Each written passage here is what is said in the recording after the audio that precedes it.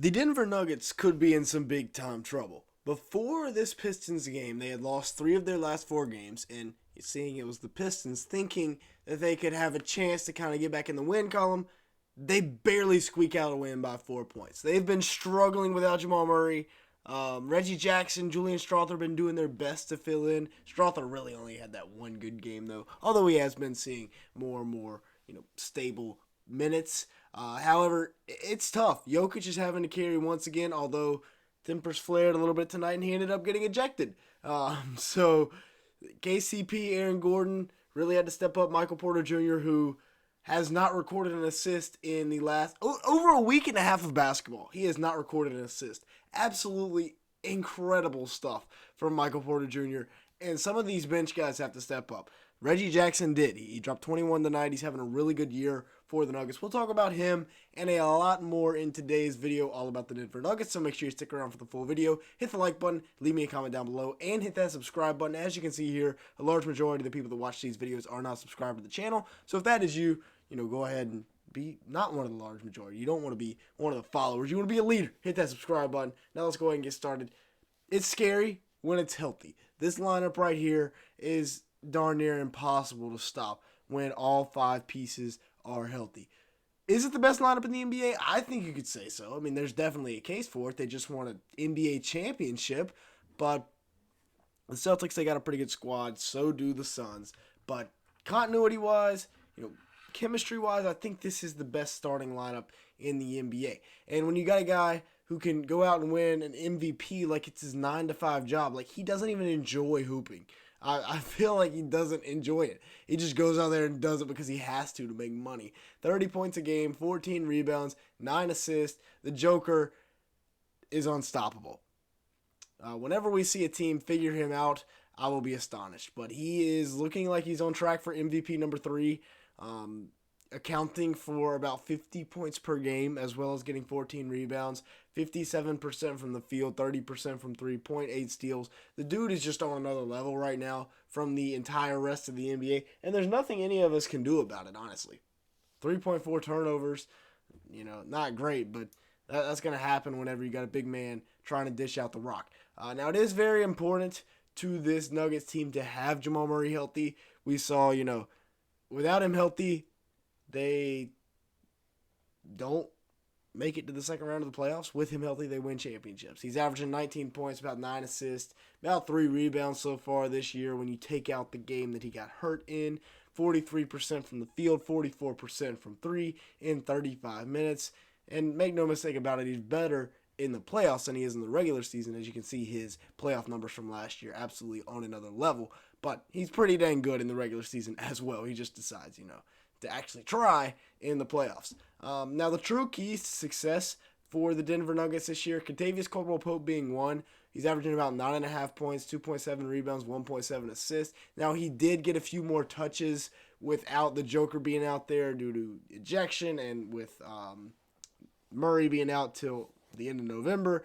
He's extremely efficient, and he averages about 2 steals a game, which is good stuff. It's stuff you like to see.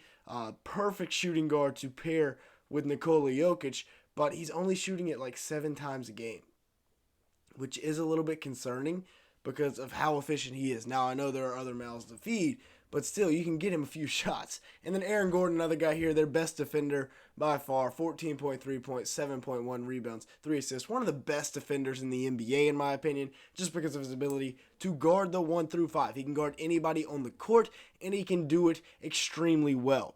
Mike Malone's secret weapon there on the defensive side of the ball, Aaron Gordon, doing it all. 55% from the field, 1 steal, a block and a half. Whatever you need him to do, he can go out there and do it, and he can do a pretty dang good job of it. Now, a man that is slowly transitioning into my favorite player in the league, Michael Never Swing the Rock Porter Jr. Michael, bring your own ball, Porter Jr. Michael, get your own rebound, Porter Jr. Okay, he's averaging 16 points, 8 rebounds, 1.5 assists, but like we said earlier, this man has not recorded an assist in over a week and a half of NBA basketball. Legendary stuff from Michael Porter Jr. For 48% shooting from the field, 35% from 3 in 28 minutes. Still not exactly to the elite efficiency that he was at last year, but I'm not really worried. I think he will get there very shortly. Now, the bench has been good. Like we mentioned earlier, Reggie Jackson put up 21 tonight. You add that onto his season averages of about 11 points, 4 rebounds, 2 assists. Pretty solid numbers for Reggie Jackson this year. Christian Brown also had a really nice game, about 9 points per game, 5 rebounds, 2 assists on the year for the Nuggets. Really transitioning. They need him to play that Bruce Brown role, and he's doing a decent job of it. Although Bruce Brown was a different breed. He was a 6th starter, essentially, for the Nuggets.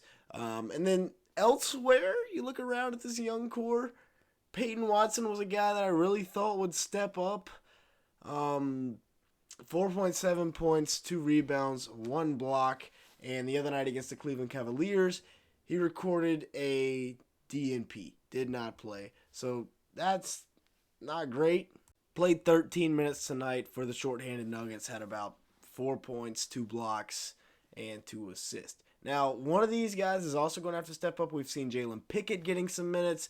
Hunter Tyson, Julian Strawther. Strawther has had the biggest impact so far, but both he and Jalen Pickett are starting to get minutes as the Nuggets are thin on guards right now. Hunter Tyson, I thought, was going to be the most instant impact winning type guy for the Nuggets, but apparently it's been Julian Strawther and it's been Jalen Pickett so far. They combined for about 19 minutes this recent game against the Pistons, and scored like 6 points. So nothing spectacular.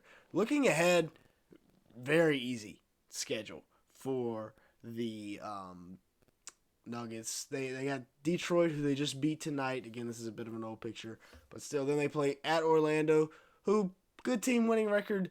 Are they Nuggets caliber? I don't think so, although that is the 4th game of a road trip, with that Houston game being the 5th game of a road trip, but they do get a day off. So maybe, with the Jokic coming back, they have a relatively easy schedule. Then they get the Clippers, the Rockets at home, and the Mile High City. So I think they will be just fine.